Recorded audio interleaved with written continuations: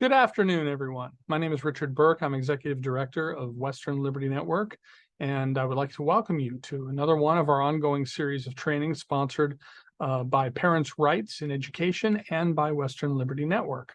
I'm going to show you a couple of things before we get into our topic today, and our topic is how to tell if you're being lied to, which is important in politics. But before we do that, I want to share a screen and show you some resources that you have available to you.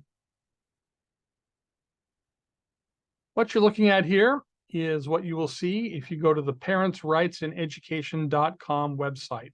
This is a tremendous resource. I'd like to show you this. This is the site you get. If you go to the Parents menu, you can then go to the Training Center. If you go to the Training Center, it'll ask you for a username and a password. I'll put mine in. If you don't have one, you can click on this register button. It's very easy and it's free.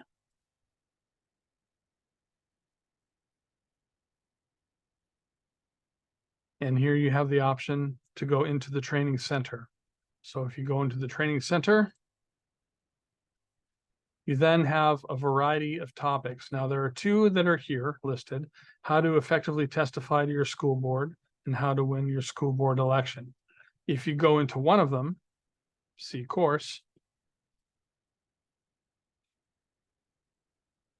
then you'll find that you have a number of topics.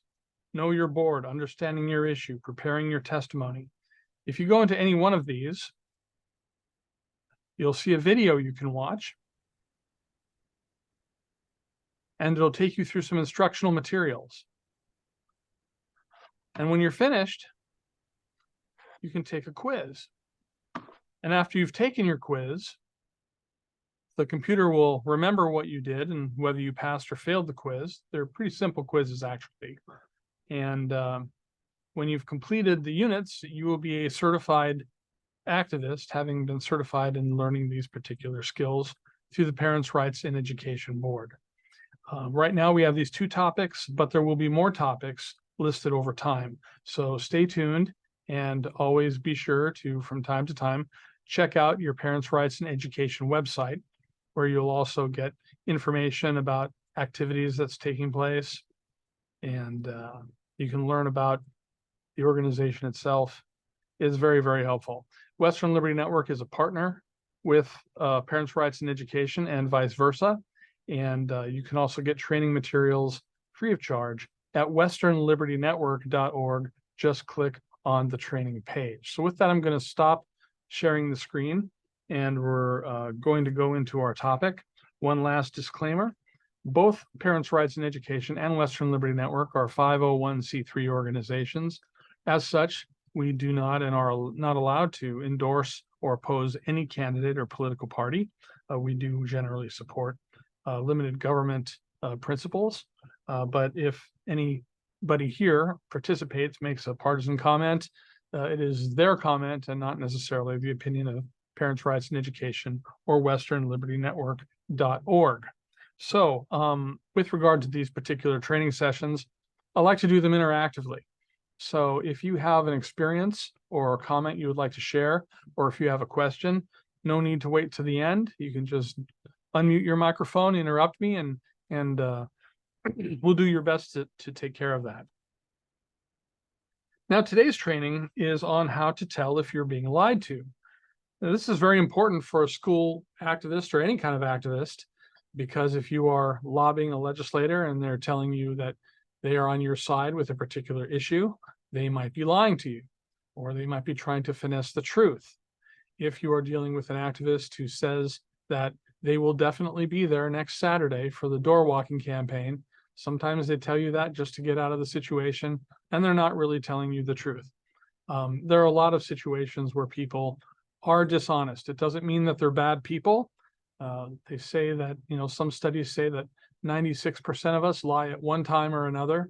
Sometimes they're innocent lies, like if your spouse asks you, does this dress make me look fat? Sometimes people are not completely honest with that. Sometimes the lies are harmless, sometimes they're not.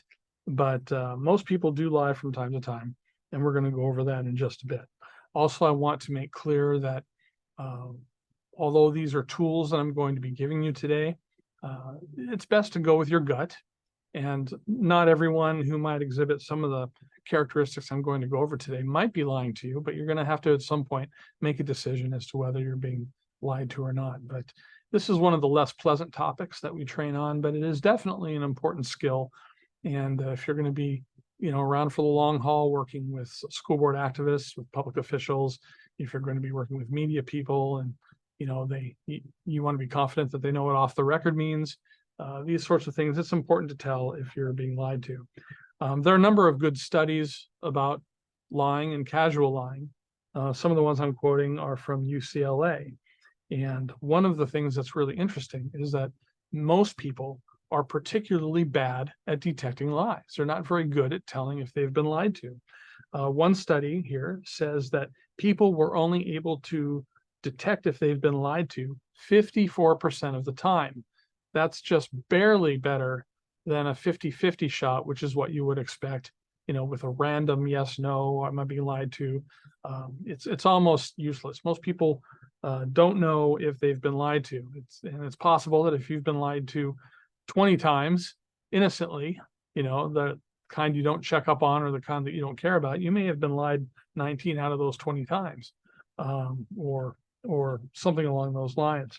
But people have a hard time detecting whether or not they've been lied to. A 2004 Reader's Digest poll found out that as many as 96% of people admit to lying at least sometimes. So a lot of people do fudge the truth a little bit out there. And one national study published in 2009 surveyed 1,000 US adults and found that 60% of the respondents claim they do not lie at all. Instead, the researchers found out that about half of all lies were told by about 5% of the people, and these are known as prolific liars. The two studies I spoke of, the 2004 Reader's Digest study and the one I just cited from UCLA, they contradict each other, which tells you, again, that might be testimony to the fact that people are not particularly good at detecting liars. But these are important things to know. Now, there's some signs of lying, and these come from the FBI. There is an agent, which I've got the person's name here. I'll find it for you again. But a retired FBI agent gives his tips on the best ways to spot a liar. And I am going to provide these documents to you through the chat. I will provide an upload. And another thing to remember about lying is that if someone is wrong, but they really believe it, that's not a lie. It's not a lie to be wrong.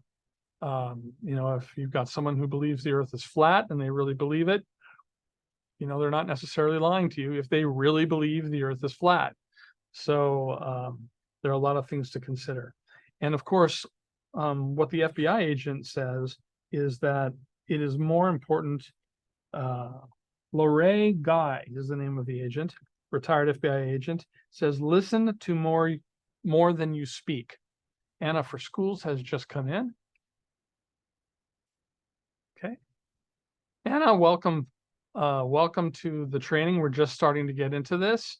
If you'd like to ask a question or tell a story, feel free to unmute yourself and speak up at any time. And so, as I was saying, retired FBI agent Lorraine Guy says, among other things, that you should listen more than you speak. Listen to how the person is speaking. Typically, liars will speak faster than they usually speak. Typically, they will speak louder than they usually speak.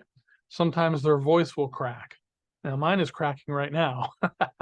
So it's not because I'm lying, it's because I've had a sore throat. These are the kind of things you need to take into account. A lot of times there'll be repetitive coughing, clearing of the throat. This is a response to stress that people who are lying sometimes experience. You also want to look at changes in behavior. Sometimes if people are lying, they will exhibit lapses of memory, especially, what they were talking about earlier in the conversation. You know what they say. And if you're going to lie, you need to keep your story straight, of course. If you're telling the truth, you don't have to worry about keeping your story straight. But if somebody is lying to you and they have a story, and particularly if it's intricate, and they start to have lapses of memory, that can be an indication that they're not being completely honest with you. If they refuse to provide details, if they say they talked to somebody who said such and such, well, who did they talk to? If they are resisting details, that might be an indication that you're being lied to. Now, sometimes it's not a lie. Perhaps somebody told them something in confidence and they don't want to betray their confidence. One incident is not necessarily going to indicate a liar, but what you're looking for here is with the way they talk and the way they act, you're looking for a pattern of behavior. Sometimes you'll see this with teenager. One time I was supposed to be at a certain place and I wasn't. And my parents knew about it. I didn't know that they knew. So they asked me a bunch of questions to try and trap me in a lie. This was, teenagers do this all the time. Dr. Laura Schlesinger says, how do you know if your teenager is lying? Their mouth is moving. I don't think that's always true. There are honest teenagers out there, but it's interesting to look at what the patterns of behavior are. Another thing is that they will give exaggerated responses. Sometimes they'll give more detail than is necessary, almost as if they are trying to weave a story that is so complex that you would think that nobody would make such a story up. Well, if it's too complicated, it's a version of what Shakespeare said, methinks thou doth protest too much. And that can be suspicious behavior. So, speaking faster, talking more loudly, if your voice is cracking, if you're clearing your throat or coughing a lot, if they exhibit lapses in memory when they're telling a story, when they refuse to provide details, if they speak formally, if they give exaggerated responses or too much in the way of details, these can all be signs that they're not telling the truth. And again, the recommendation here is you don't look for a single thing, you look for a pattern to try and tell if you've been lied to. Some of these behaviors could be explained by the fact that a person might be embarrassed by what they're telling you. Another thing to look out for is if they give you too many compliments, if they're buttering you up a lot. This is what police officers and FBI agents often see when they are interrogating prisoners or people who are under suspicion. And of course, most of the people that you're going to talk to, whether it's a family member or an activist or a state legislator or a school board member or a staff member, they're not going to engage in that kind of behavior typically, but it's something to be aware for. Another thing is be careful how they answer, particularly with how they say no. Sometimes people are lying if they say no, and they tend to look in another direction if they're not making direct eye contact with you. There are some people who are averse to direct eye contact, but if they are making eye contact with you throughout the normal course of the conversation, and then when they're answering specific questions, their eyes dart away, that might be a sign that they are being less than honest with you. Saying no and closing their eyes, saying no after hesitating. Now, sometimes that can be thoughtfulness. If you're thinking about whether or not you'll do something somebody asked you to do, you might think about it and hesitate and look away, and kind of like you're accessing your memory. And then you might look at them and say no. These are things you have to tell. Another thing he says, in case they are saying no in sort of a sing-songy manner, that's sometimes a sign of stress, and that can sometimes be an indication of lying. One of the things you can do to break down a story that you think might be less than honest is to take them off track. Have a conversation with them. You're talking to them about what you want to know about. They're answering your questions. You think they might be lying. Switch topics. Say, boy, I don't know. I got to get going at some point. I've got to pick up my kids. What are your kids doing now? Just something that changes the topic, something you might have heard in the news.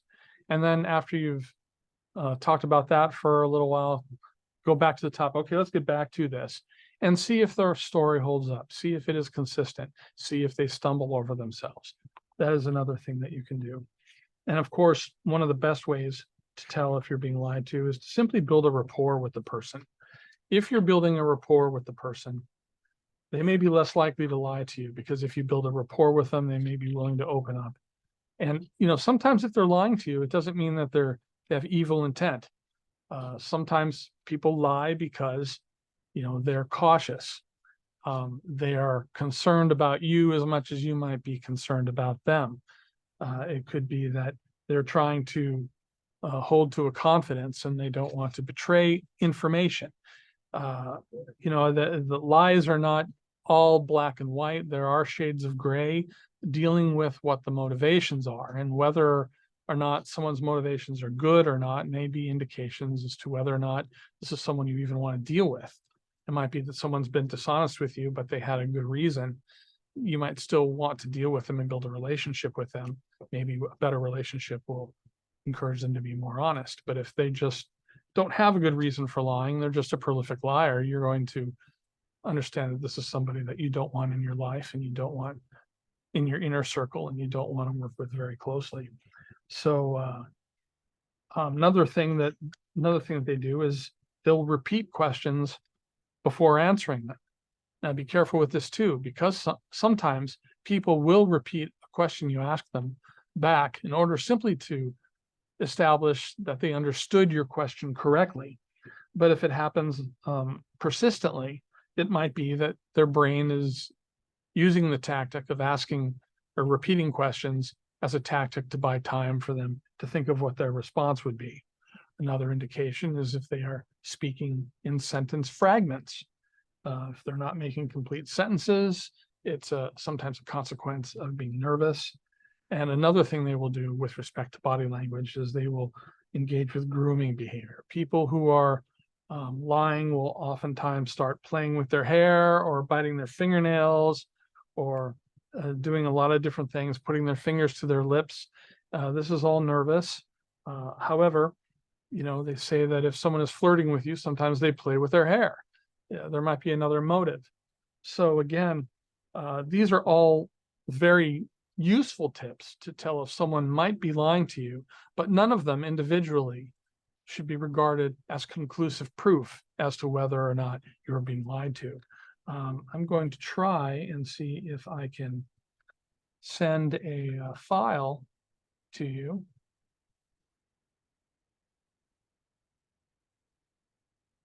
Zoom keeps changing their interface.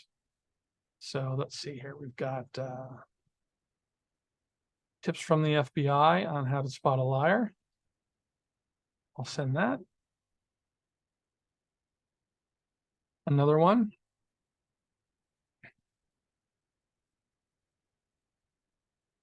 Let's see, how to tell if someone is lying. One of these, I think, is from Entrepreneur Magazine. And there's another one that I have here. 8 surefire ways to spot a liar. This one's the one from Entrepreneur Magazine. So this covers some of the items that I did and goes into a little more detail and offers a few other things. But it's good to go into a conversation assuming that people are going to tell you the truth. I don't like to be pessimistic about people. I don't like to regard everyone as a liar. To me, you've got my trust until you've given me reason to not trust you.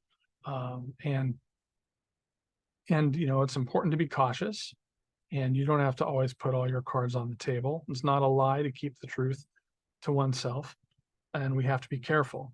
These are very polarized times when you've got things like the transgender issue, you've got things like political symbols in schools, what is in the library.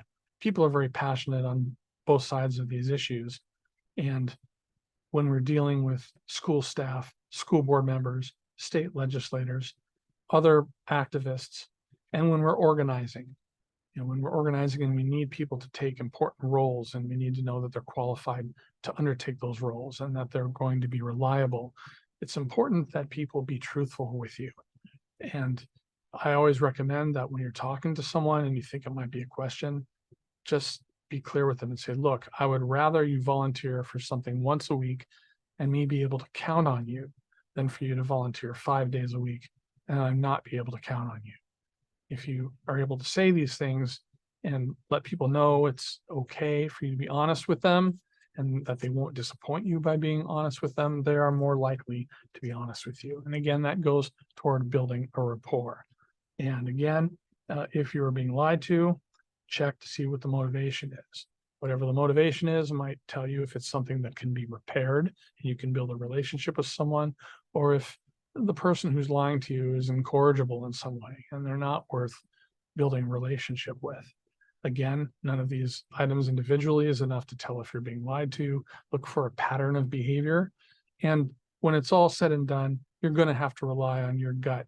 People are notoriously bad at detecting lies, as the UCLA study showed, but these tools will help bump up the percentages in your favor. Even that said, if that would move maybe your score from like a 54% to a 75%, it's not 100%. And so at some point, you still have to rely on your gut instinct to tell you if someone's being honest with you or not. So that is the material I have for you today. It's a fairly short training session, just under a half an hour. If you have any questions, now is the time to unmute yourself and ask them. I would also like to ask that you unmute and tell me if you think this has been useful to you in any way, or how you might think you would use this information. I see Anna for Schools, Donna B, Treetops Ranch, and Carrie Lopez. Would anyone like to comment? Treetops Ranch here from Cottage Grove. Yes. On the 3 files you gave us, Yes. have you scanned those for viruses? I'm a little bit paranoid about downloading things without knowing what's in them. The answer is yes. The answer is yes. I do virus code everything. I don't even use Windows. I use Linux and do full scans of the documents. Gmail also has a virus scanner. So can I give you 1,000% guarantee that there's no virus attached? The answer is no. Having said that, I will tell you that I have done my best to scan these files for viruses, and to date, I have never heard of a virus being picked up from a file that I've sent on any of the trainings that I've done here in the past 2.5 years. Okay, so, thank you for that. Yep, you bet. Yep. Has this been useful to you, Treetops Ranch? Yes. Yes. Yes. And Anna? I have a question. Yeah. When you said you sent it out, you just put it in the chat. Is that correct? That's correct. You should see it in the chat window, and if you click on it, you should be able to download it or open it. Okay, thank you. And yes, it was helpful, even though I came in a little bit late.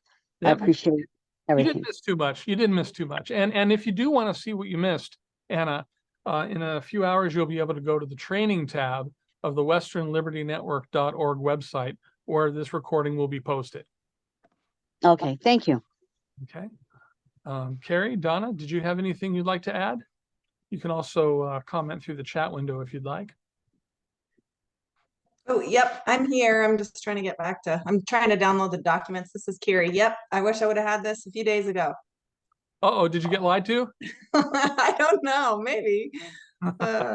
Well, you know, you can maybe jog your memory as you read these, and you'll be able to maybe make a guesstimate as to whether you've been lied to or not. Yeah. So thank you. I appreciate it. Very good. No problem. Okay. I haven't heard from Donna. I know sometimes Donna has problems with her microphone, but and I don't see anything in the chat window. So with that, I want to thank you for participating in the training session today. Be sure to go to Parents' Rights in Education and check out the Parent Training Center, also westernlibertynetwork.org. And if you have questions, you can contact me through that, through the contact portal there. And I look forward to seeing you next week with our training. So take care and God bless. Thank you. Thank you.